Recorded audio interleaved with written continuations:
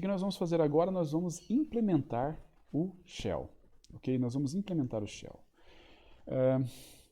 O shell é muito simples, a ideia dele, porque na prática ele está usando o insertion como base o tempo todo. Tranquilo? Gabriel, esse aqui é o nosso insertion, correto?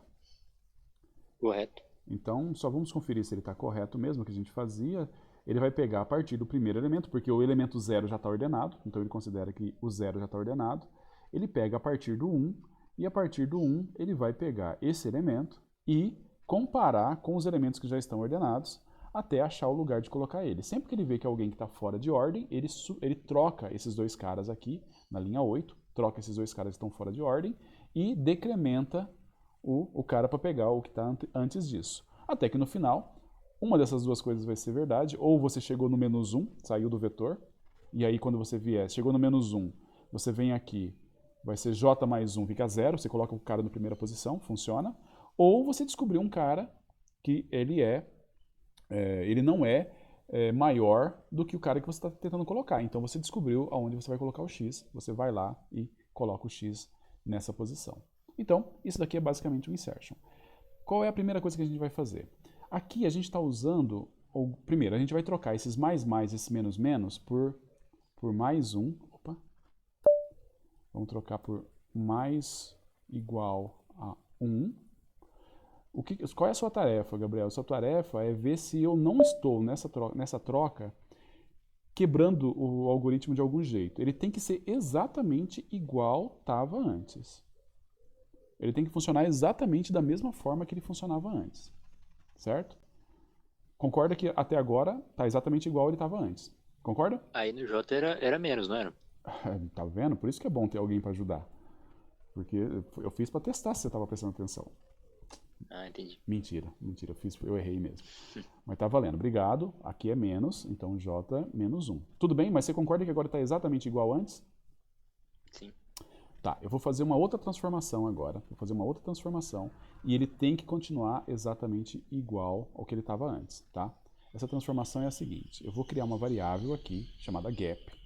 E vou fazer o gap ser 1. Gap recebe 1. Agora aqui, ao invés do i começar em i, o i começar em 1, ele começa em gap. Em vez dele incrementar 1, ele incrementa gap. Em vez dele pegar i menos 1, ele pega i menos gap. Em vez dele pegar j mais 1, vai ser j mais gap.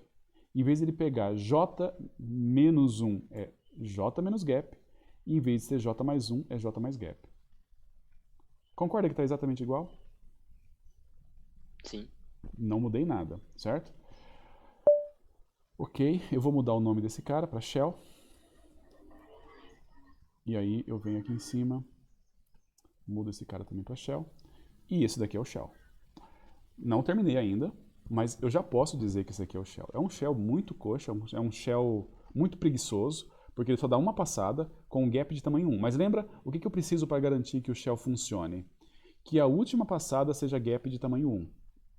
Esse cara, ele só dá uma passada, cujo tamanho é 1, o gap, então funciona. Então eu já posso dizer que isso aqui é um shell preguiçoso. Tudo bem? Tudo bem, Gabriel? Sim. Mas você não está contente com isso, né? Vamos pegar aqui. Eu tenho que renomear esse cara. Eu acho que esse cara deve estar com o nome de insertion ainda. Vamos chamar ele de... Vamos gravar ele como shell. C, ok. Beleza. E aí vamos compilá-lo. Shell.c. E aí vamos ver se ele está rodando. Ok? A gente não pode ter cometido nenhum erro ainda. Fizemos muito pouco para errar, né? Mas é possível. A gente tem essa capacidade. Está funcionando. Beleza?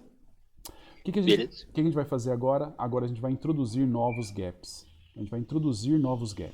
Primeira coisa, eu vou fazer uma forma de introduzir gaps aqui, que ela é meio que artificial, tá? Mas vai funcionar. Vai funcionar e vai ser uma outra cópia do shell. Eu vou fazer gaps hardcode, gaps que estão escritos diretamente no código. Tem várias outras formas de você criar gaps, mas essa forma, inclusive, apesar de parecer muito coxa, ela não é totalmente inútil. Tem uma situação onde ela pode ser útil. O que a gente vai fazer? A gente vai fazer o seguinte, ó. Eu vou criar uma outra variável aqui, que é num gaps. E aí eu vou dizer assim, eu quero trabalhar com 4 gaps. Agora vou criar um vetor de gaps. Vetor de num gaps. E aí eu vou colocar os gaps que eu quero trabalhar. Eu vou querer trabalhar aqui com, sei lá, 29, com 11, com 5 e com 1. Lembra que o último gap tem que ser 1. Tá bom? O que eu vou fazer agora? Eu vou criar aqui um for. Tá? For. E vamos chamar uma outra variável aqui. K, que recebe 0. K menor do que num gaps. Essa variável é para eu andar nos gaps. E aí eu vou pegar K menos mais mais. Então, eu vou em cada lugar, cada posição do gap aqui, do K, eu vou pegar o gap da posição K, certo? E eu vou trabalhar com esse gap.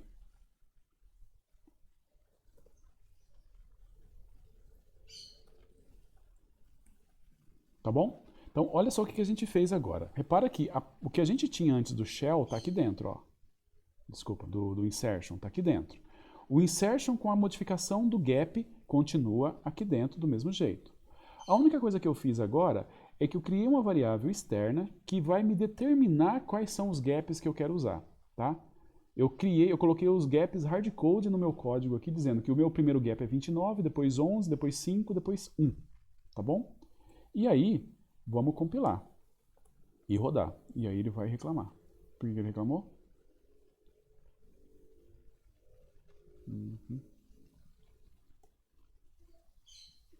Por que ele reclamou? Tá, porque eu estou inicializando e colocando o tamanho do vetor ao mesmo tempo. Só erro de compilação mesmo. Tá lá, tirei aquilo, tirei o num gaps ali, tá aqui com todos os meus gaps, ordenei e ele já está ordenando como shell, tá bom? Eu poderia colocar qualquer gap aqui, ó. Os gaps normalmente são decrescentes. Só vou mostrar para você que funciona se eu colocar uns gaps bagunçados assim, olha. 3, 7, 5, 1. Vou compilar. Tá lá, ó. Funcionou. Funcionou do mesmo jeito, tá bom? De novo, a única maneira de você errar é você esquecer de colocar o último gap como sendo 1. Você tem que fazer de alguma forma que o último gap seja 1. Se você errar isso, aí sim, aí o seu shell pode não funcionar. Aliás, na verdade não é nem isso. Se você tiver um gap 1 em algum lugar, funciona já, tá? Então, por exemplo, eu vou colocar esse cara aqui como sendo um gap 4. Agora não deve funcionar. Agora ele deve mostrar e aí não deve estar ordenado. Olha, repara, não está ordenado. Se eu colocar algum cara como sendo gap 1, vai ficar ordenado. Só que daí, na verdade, é que quando eu passo pelo gap 1, ele já ordena. E daí para frente, qualquer coisa que eu fiz foi perda de tempo. Então, por isso que a gente deixa o gap 1 para ser o último. Tá bom? Tudo bem, Gabriel? Tudo certo.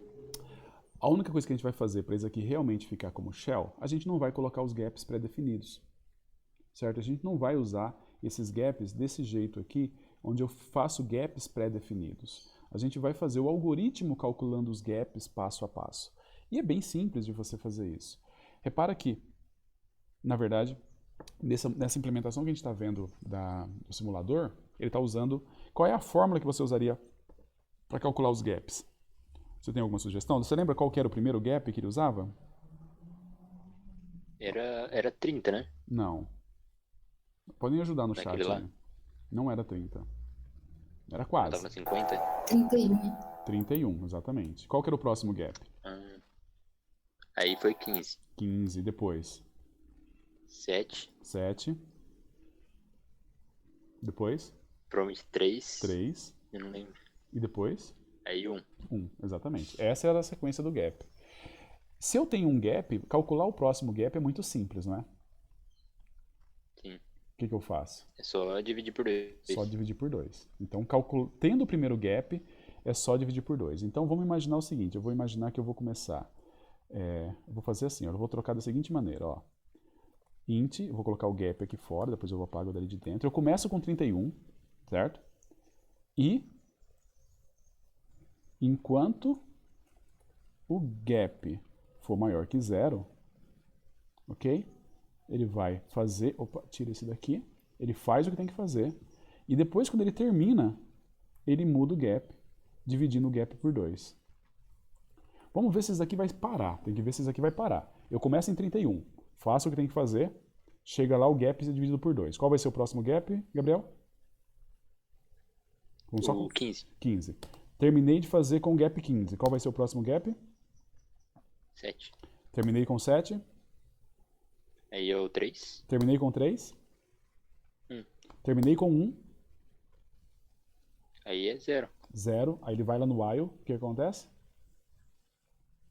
Ele sai. Ele sai. Então vai funcionar, certo? Então, olha, eu comecei com 31 e esse cara vai funcionar.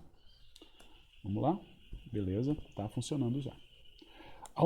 Só falta mais um detalhe. Por que eu comecei com 31? Eu comecei com 31 porque 31 foi o número que a gente fez no nosso exemplo lá. Se você vai trabalhar com um vetor muito grande mesmo, 31 pode não ser uma escolha, é uma boa escolha. Imagine que o seu vetor é de tamanho 1 milhão. Se o seu vetor é de tamanho 1 milhão, 31 e 3, para ele, olhando de cima, ele vai ver praticamente a mesma coisa. Não vai fazer tanto... Claro, vai ter um pouquinho de vantagem ali, mas não é tanta vantagem assim. Vai ter cara que vai ter que andar ainda milhares e milhares de posições até chegar no lugar legal, certo? Então, a única coisa que a gente tem que fazer para arrumar o insertion aqui é determinar como que a gente vai começar o gap. Qual é o primeiro gap que a gente vai utilizar, tá bom? E aí tem uma maneira bem simples da gente pegar e fazer isso. Como é que a gente faz para calcular o primeiro gap? Você quer sugerir alguma coisa? Aí eu iria sugerir a metade, mas naquele exemplo não era metade, né? Não era Então, metade. Na verdade, a gente vai falar um pouquinho sobre isso na próxima gravação. Poderia usar a metade. É uma opção válida. Ela, inclusive, é a opção que o Shell propôs. O Shell, o cara que inventou o método, o Donald Shell, ele falou assim, usa a metade. Mas depois falaram, não, se você usar metade, pode ser que não seja tão bom. Tem alguma outra sugestão que a gente poderia fazer? Alguém quer sugerir no chat aí? O que o 31 é? Qual é a característica do 31, numericamente? Primo? ele é ímpar. Não. Ah, primo também. Primo, tudo bem, mas mais uma outra coisa, além de tudo, além de primo. O 15 não é primo, por exemplo, poderia ser o 15. Não é isso. Ímpar, então? Não, Ele é ímpar. não. Ele é primo, ele é ímpar, mas não é isso a característica interessante dele. O próximo cara interessante, já vou falar, seria o 63. Agora vocês têm que saber, gente. 63. Qual é a característica? Ele é um abaixo de uma potência de 2. Exatamente. Ele é 1 abaixo de uma potência de 2, certo? Esse é o gap que a gente quer usar. A gente quer usar um gap tal que ele é 2 elevado a um inteiro menos 1. Então a gente tem que descobrir qual que é esse gap. A gente vai fazer assim, olha, a gente vai pegar... Ah, e como é que a gente poderia fazer para chegar nesse cara? A gente começa com... Bem, vamos lá. Começamos com gap valendo 1, tá? Vamos lá. E enquanto o gap for menor do que o n, certo? Enquanto o gap for menor do que o n, a gente dobra o tamanho do gap. Essa é uma das maneiras de fazer, tá? Tem outras também, mas essa é uma maneira muito simples de fazer. Enquanto o gap for menor do que n, eu dobro o tamanho do gap. Quando eu chegar no final, eu vou estar com um gap que é maior do que n, maior ou igual a n. Eu não quero esse cara também. O que eu faço então? Vamos imaginar que eu comecei com um vetor de tamanho, nesse caso aqui, qual que é o tamanho dele? Tamanho 10. Então o que ele fez? Ele pegou 1, 2, 4, 8, 16. Chegou em 16, 16 é maior que n, ele para. Mas eu não quero trabalhar com 16. 16 vai dar todo mundo com tamanho 1.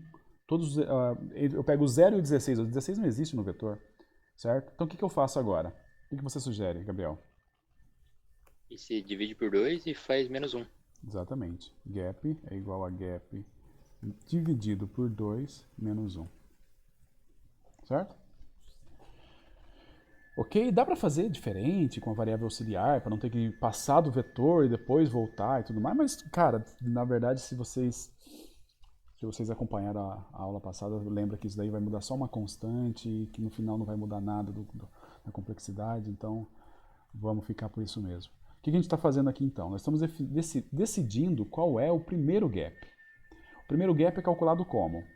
Eu pego 1, talvez o primeiro gap seja 1. Isso daqui garante não, nós temos um problema. Nós temos um problema, isso aqui pode dar 0. O gap pode dar 0. O gap pode dar 0, pessoal. E aí? Quando que o gap pode dar 0, Gabriel?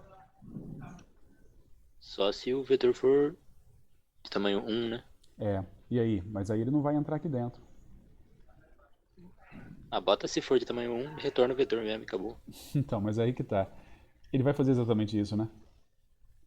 Se for de tamanho 1, o gap dá 0. Se o gap der 0, ele nem entra aqui e já está pronto, porque o vetor de tamanho 1 está ordenado. Então funciona. Beleza. Tamanho 2 funciona? Vamos só testar tamanho 2. Eu acho que cruzou aqui na minha cabeça um caso que poderia não funcionar no tamanho 2. Se o tamanho 2 ele começa com um gap de tamanho 1. Beleza, é menor do que n? Sim, dobra, vira 2. Daí o que ele faz aqui? Ele divide por 2. Aqui não vai funcionar. Num caso desse, você não poderia colocar uma situação que se gap é igual a 0, você assume gap igual a 1? Não, na verdade o que a gente está tentando ver são os casos limites aqui. E aí foi bom Se pensar colocar gap menor ou igual a n ali no while? Gap menor ou igual a n. Vamos ver o caso 2 se funciona. Começa com 1, aí ele entra aqui. Ok, se o gap for menor ou igual a 1, beleza. Dobra, vira 2. Volta lá, o gap é menor ou igual a 2, sim, dobra, vira 4. Vai lá em cima, é menor do que n, é menor ou igual a n, não, sai, divide por 4, divide o 4 por 2, dá 2, tira 1, vira 1. Aí ele entra com o gap valendo 1. Aí ele ordena, porque com o gap valendo 1 ele sempre funciona, né? E tá tudo bem, funciona, acho que funciona. E se a gente pegasse, então, vamos pegar o 3. O 3 vai funcionar? Repara que a única coisa que a gente tem que evitar, olha só, é o cuidado que a gente tem que ter aqui. A gente tem que ter o cuidado de que se o vetor tem que ser ordenado, que pelo menos o gap 1 exista, tá? É isso que esses caras aqui, eu acho que agora tá ok. A gente teria que garantir isso, mas eu acho que agora tá ok. Se o vetor existe de alguma maneira, ele tem que rodar pelo menos com o gap 1. Eu tenho que garantir que o gap 1 vai ser rodado. E aqui vai funcionar. Agora, quando o vetor tiver 1, vai funcionar também. Ele vai talvez entrar desnecessário aqui. Ele entra, vira 2. Aqui não, aí fica gap menos 2. É gap dividido por 2. Certo? Que dá 1. Menos 1 dá 0. Não entra aqui, mas está ordenado. O vetor tamanho 1 está ordenado. Tá bom? Ok, essa daqui é a implementação do shell. Vamos rodar. Funciona. Tá lá. Não está desordenada a bagaça. Beleza? Muito, muito simples. Ok? Às vezes eu digo assim, se você não quer estabilidade do método, do insertion, compensa você já fazer ele como sendo o shell. A única coisa que ele perde para o shell, que o shell perde para o insertion, ele não é estável e ele não é adaptativo. Mas se você não tem essas restrições, vai com ele, tá bom?